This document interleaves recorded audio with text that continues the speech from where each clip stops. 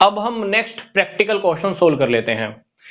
Current ratio है हमारे पास 2.8:1, quick ratio है 1.6:1, इन्वेंट्री है 48,000। हमें इन तीनों की हेल्प से करंट लायबिलिटीज, करंट एसेट्स और क्विक एसेट्स, ये तीनों आइटम्स को हमें फाइंड आउट करना है। अब क्वेश्चन में क्योंकि हमें इन्वेंट्री गिवन है अमाउंट्स में, तो कहीं ना कहीं हमें इन्वेंट्री रेशो के अकॉर्डिंग भी अगर हम फाइंड आउट कर लें तो क्वेश्चन सोल्व करना हमारे लिए आगे इजी हो जाएगा। तो यहां पर देखिए, करंट रेशो रियलिटी में किस किस से बना होता है?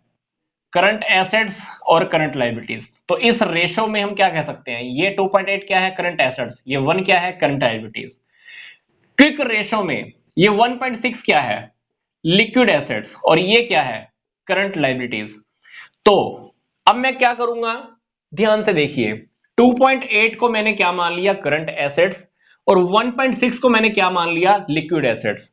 तो 2.8 में से अगर मैं 1.6 को माइनस कर दूं तो मेरे पास क्या आ जाएगा? इन्वेंट्री आ जाएगा। कितना आएगा ये? 1.2। तो इन्वेंट्री मेरा रेशो में आ गया। जिस तरह से करंट एसेट्स रेशो में है, लिक्विड एसेट रेशो में है, तो मैंने इन्वेंट्री को भी रेशो में फाइंड आउट कर लिया। तो इन्वेंट्री अगर रेशो में मेरे पास 1.2 है, अमाउंट में कितना है? 48,000। तो करंट एसेट्स अगर रेशो में 2.8 है तो अमाउंट में कितना है? इसको हम सोल्व कर लेंगे। मैंने क्या किया, 48,000 के नीचे 1.2 को ले गया और 2.8 को यहां पर मैंने मल्टीप्लाई में डाल दिया। तो इसको आप सोल्व करके देखेंगे। 48,000 को आप डिवाइड कीजिए, यहां पर आपके सामने अमाउंट आ गया। ये अमाउंट किस चीज का है? करंट एसेट्स का।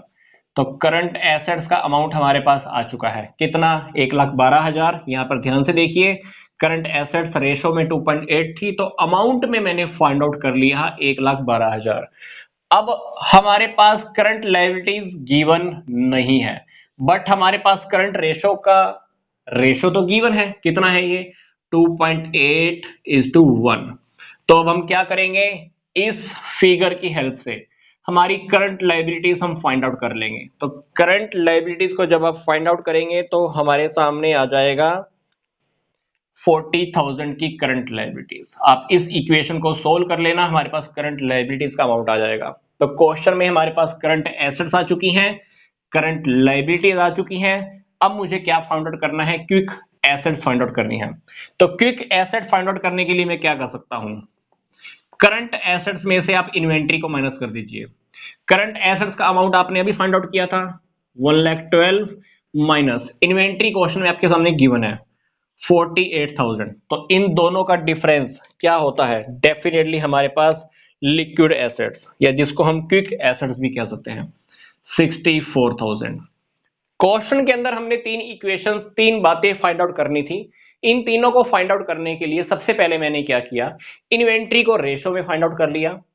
इन्वेंट्री अगर रेशो में ये था तो अमाउंट में ये था। तो करंट एसेट्स रेशो में ये थी तो करंट एसेट्स अमाउंट में आ गया। करंट एसेट्स को मैंने यहां पुट किया, करंट लायबिलिटीज मुझे पता नहीं थी, करंट रेशो गिवन है, इसको मैंने सोल्व किया तो करंट लायबिलिटीज का अमाउंट भी आ गया। तो यहां तक ये भी आ चुका और ये भी आ गया। अब मुझे क्विक एसेट्स फाइंड आउट करनी थी। क्विक एसेट्स को फाइंड आउट करने के लिए मैंने क्या किया, करंट एसेट्स में से इन्वेंट्री को माइनस कर दिया। क्योंकि आपने पीछे वाले क्वेश्चंस में भी देखा है, जब हम करंट एसेट्स में से इन्वेंट्री को माइनस कर देते हैं तो मेरे पास क्या रह जाता है? लिक्विड एसेट्स, या जिसको हम क्विक एसेट्स भी कह सकते हैं।